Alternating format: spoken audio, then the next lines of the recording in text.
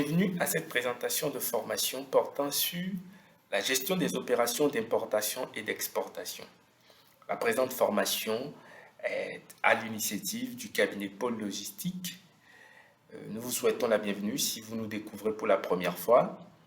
Merci d'être là et vous avez l'opportunité de vous abonner à notre chaîne ou aussi de pouvoir visionner toutes les vidéos que nous avions déjà présentées relativement à nos différentes formations. Alors, la présente vidéo qui porte sur la présentation de la formation portant elle-même sur les opérations d'importation et d'exportation a pour but de vous montrer un peu le contenu de cette formation. Un contenu enrichissant qui tourne autour de 5 points particuliers. Alors, chacun de ces points constitue une partie de la formation. Donc, nous avons en gros 5 parties pour cette formation.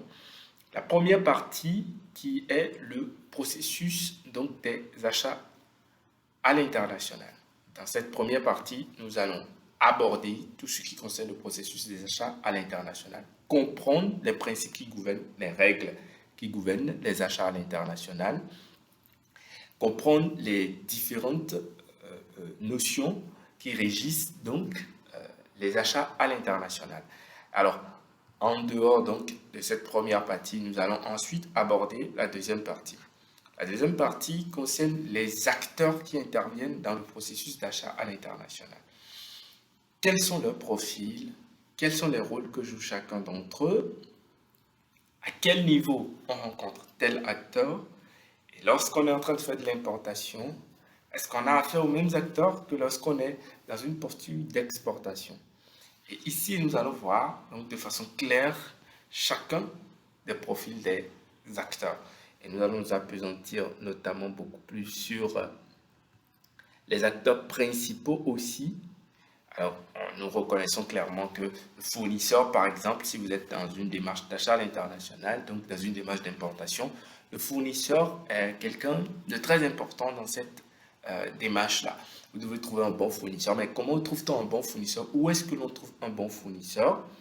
Comment identifie-t-on un bon fournisseur? Quelles sont les caractéristiques qui nous permettent de pouvoir dire qu'un fournisseur est le meilleur pour nous? Alors, comment est-ce que on adopte les démarches relatives à l'acquisition d'un panel fournisseur et à la gestion d'un panel fournisseur?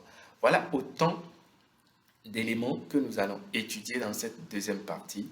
Et cette deuxième partie vise essentiellement en fait à couvrir fournisseurs, transitaires, transporteurs, douane, tout ce qui tourne autour, d'accord, des acteurs, consignataires, agents de fret, tout ce que vous voulez, tous les acteurs en fait qui sont inscrits.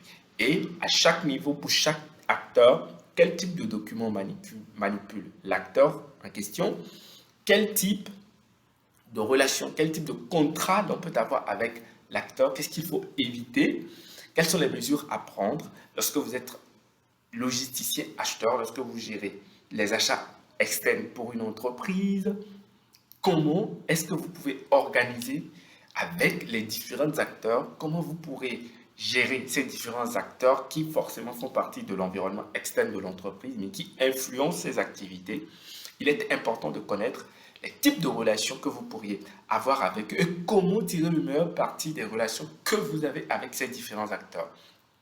Cela est d'autant plus indispensable que cela concourt en fait au succès, d'accord, des activités au sein de l'entreprise. Alors, c'est qui le transporteur ou les transporteurs? Quel type de documents échanger avec les transitaires, pardon? Quel type de documents échanger avec les transitaires? Quel type d'accompagnement attend des transitaires? Comment facturer le transitaire? Comment est-ce que le transitaire nous facture? Comment est-ce que les activités du transitaire sont mesurées? Comment est-ce qu'on choisit son bon transitaire? Comment est-ce qu'on déniche le meilleur transitaire? Et quel type de partenariat à terme on peut avoir avec une maison de transit? De même, les transporteurs, ils en ont multiples. Vous allez voir avec les offres qu'ils proposent, comment choisir un bon transporteur, comment avoir, d'accord, toute une gamme en fait de services auprès d'un transporteur, que ce soit un transport combiné, que ce soit un transport non combiné, un transport ponctuel, etc. et autres. Ensuite, nous avons les agents de la douane.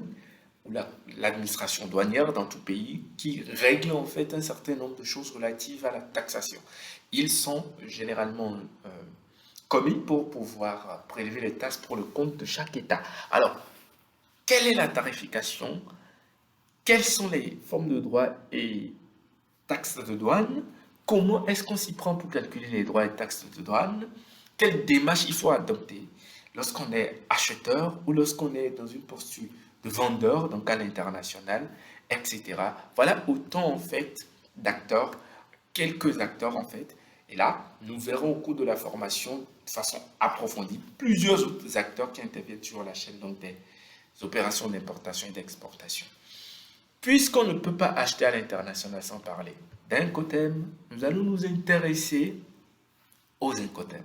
Alors, très clairement, la livraison des marchandises, la répartition des frais, le transfert des risques et le dédouanement vont être en fait quatre axes sur lesquels les Incoterms vont venir en fait statuer pour permettre de délimiter les responsabilités des uns et des autres, notamment les responsabilités des parties prenantes, des principaux acteurs, acheteurs, transporteurs et clients, donc réceptionnaire de la marchandise, ou encore vendeur, si on est à l'export, vendeur, transporteur, et enfin l'acheteur. Alors, les Incoterms, il y en a de plusieurs types. À travers la présente formation, nous aurons donc l'occasion, en détail, de pouvoir mieux étudier les Incoterms, de connaître, n'est-ce pas, tous les aspects qu'abordent les Incoterms et de maîtriser au mieux, d'accord, tout ce qui tourne autour de calcul des Incoterms, ce qui généralement constitue un véritable problème.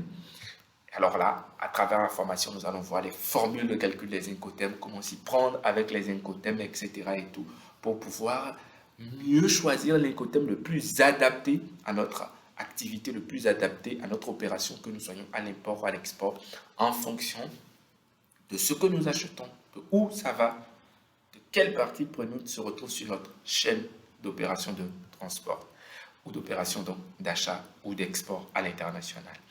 Mieux, puisque c'est une question financière, c'est une question de paiement, nous allons nous intéresser à la quatrième partie, aux instruments de paiement, donc les techniques de sécurisation des paiements à l'international, que ce soit le crédit documentaire, la lettre de crédit stand-by, l'encaissement documentaire. Nous allons donc voir comment est-ce que la sécurité est construite en matière de paiement à l'international, comment est-ce que les banques interviennent, quel type de relation lient les banques, banques émettrices, banques notificatrices. Nous allons également voir comment est-ce que l'on échange facilement les documents avec les banques pour pouvoir procéder au paiement, pour pouvoir initier les formes de paiement. Alors, nous avons là clairement, dans cette quatrième partie, plusieurs aspects que nous allons aborder sur le crédit documentaire, sur la lettre de crédit stand-by, sur l'encaissement documentaire. Comment est-ce que votre banque vous accompagne? Quel type de relation vous pourriez développer avec votre banque en matière de vos opérations d'importation et d'exploitation pour avoir les différents types ou les différentes formes d'accompagnement que les banques proposent, au-delà même donc des formules de paiement, des techniques de sécurisation des paiements. Voilà autant de choses que nous allons aborder dans cette quatrième partie. Nous allons étudier des exemplaires de crédit documentaire, de l'aide de crédit stand-by. Nous allons voir également sur différentes zones économiques. Vous prenez l'UEMOA si vous êtes en Afrique, vous prenez l'UEMOA par exemple, vous prenez la zone économique européenne, vous prenez la zone économique asiatique, la zone économique américaine, quelles sont les interactions, quelles sont les règles qui régissent ces différentes zones et quels sont les rapports en matière d'opération d'importation et d'exploitation et les rapports en matière de transactions financières qui s'établissent entre ces différentes zones. Voilà autant de choses que nous allons apprendre tout au cours donc, de cette formation et elle sera passant un certain nombre de pratiques. Alors, en dernière position, nous allons nous intéresser aux plateformes. Vous savez très pertinemment qu'aujourd'hui, la digitalisation dans les opérations d'importation et d'exploitation est un fait imminent.